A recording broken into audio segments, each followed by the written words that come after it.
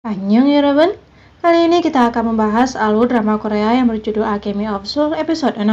Namun sebelum melanjutkan videonya, jangan lupa untuk like, komen, dan subscribe agar channel ini terus berkembang.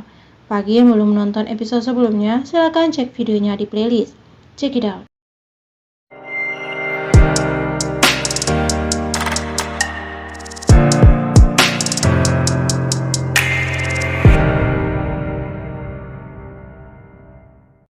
Yul mengingat apa yang terjadi di masa lalu. Tiba-tiba gadis itu membencinya dan pergi dengan segala rahasia setelah tahu dia dari keluarga Su. Saat berbalik, ia melihat Mudok dan memberikan buah kastanya persis seperti di masa lalu.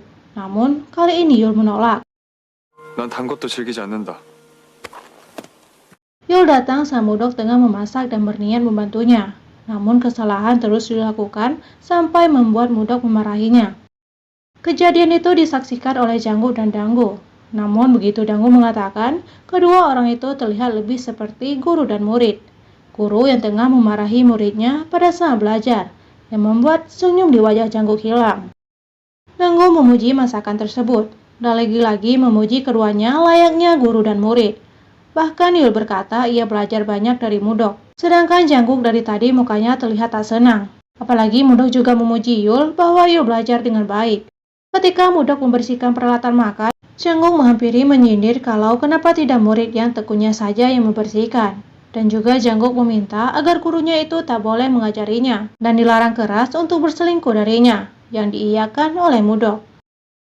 Di depan pohon besar, Yul mengatakan dulu seorang di masa lalunya melihat ia terluka saat berada di atas puncak pohon itu.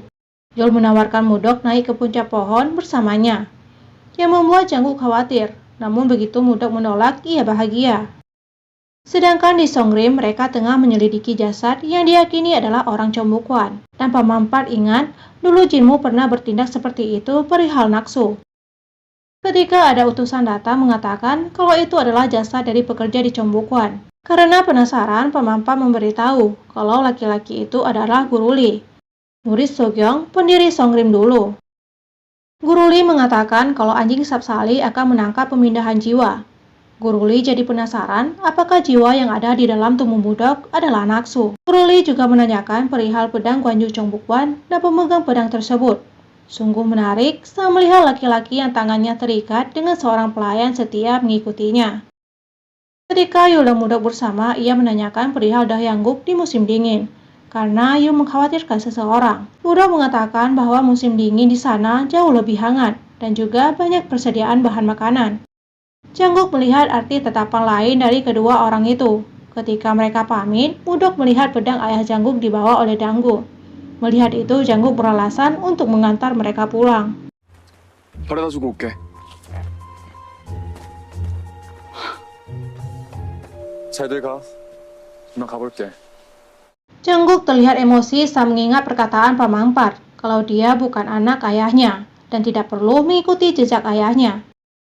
Ia adalah laki-laki yang tak suka diatur dan ia akan hidup sesuai dengan apa yang ia mau dan ia meminta kembali pedang itu. 잘들 가. Di saat berlatih, Janggung menanyakan apa yang mereka dua bicarakan. Mereka hanya membahas perihal Dahyangguk saat musim dingin.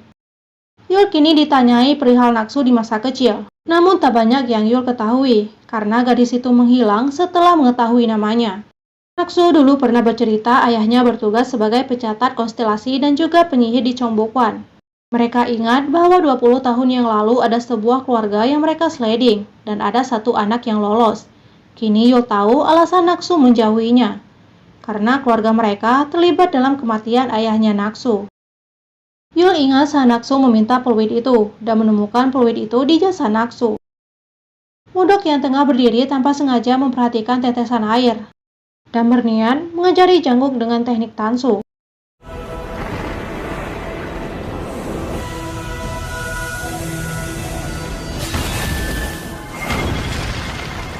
Mudok juga menjelaskan bahwa itu adalah cara agar ia bisa bertahan melawan pangeran. Guru Lee melihat mereka bukan seperti pelayan dan tuannya, melainkan seperti guru dan murid. Setiap hari Janggung lewati dengan latihan hingga membuat tangannya memerah. Guru Lee datang menyampaikan apa akibat kalau hal itu terus dipaksakan. Ia bisa saja memotong tangannya Kalau energi tersebut menyebar ke tubuhnya, maka akan menyebabkan kematian.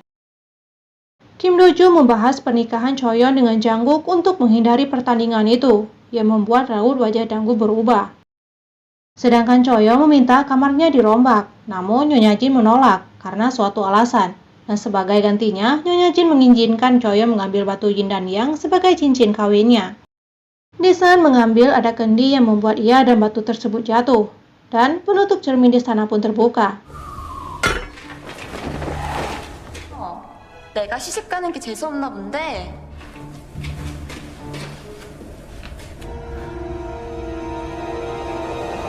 Saat makan, Guru Lee mengatakan bahwa ia menangkap burung pengar, namun tak melihat wujudnya. Sedangkan di bawah nasi milik Jungkook terlihat banyak daging. Hari ini Guru Lee mendengar bahwa di Songrim akan diadakan pernikahan Choyeon dengan putra Gwanju Chung Buk-kwan, yang berarti Jungkook. 그거 자네 아닌가? Jungkook bertemu dengan Choyeon dan wanita itu menyerahkan surat untuk diserahkan kepada Jungkook. Jungkook dan Mudok kini kembali ke kota. Saat Mudok hendak memasuki sebuah tempat, orang kepercayaan Jinmu datang menghadang. Dia dibawa ke hadapan pangeran. Ternyata pangeran ini ingin mengeluarkan unek-uneknya.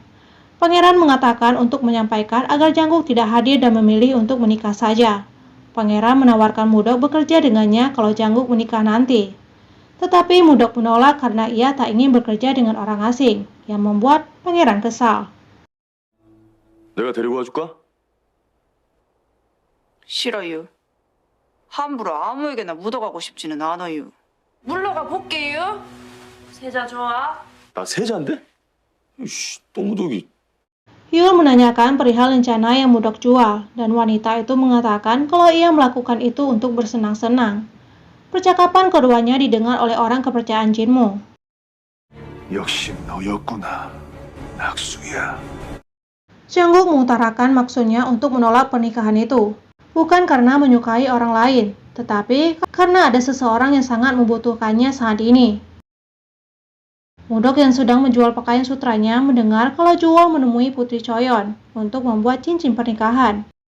Putri Choyeon terlihat aneh setelah melihat batu itu. Ternyata batu itu telah pecah. Choyeon yang melihat Mudok langsung menyusun rencana agar Mudok membawa batu tersebut. Mudok tahu bahwa batu itu telah retak, namun tak ada pilihan lain karena ia melihat orang kepercayaan Jinmu sedang mengintainya. Begitu melangkahkan kakinya di kediaman Jin, Mudok merasakan sesuatu. Bahkan di dalam Jin Yowon bergerak tak jelas. Pelayang datang memberitahu Jungkook bahwa ada masalah yang terjadi di Jin Yowon dan mereka diminta untuk ke sana. Sedangkan di dalam Jin Yowon, Mudok terlihat patulan dirinya di dalam cermin. Dan ketika menyentuh cermin itu, tiba-tiba ia ditarik ke dalam. Kini Jungkook terlihat terkejut mendengar kalau Mudok menghilang setelah mengambil batu yin dan yang. Dan episode 6 pun berakhir. Lanjut episode 7.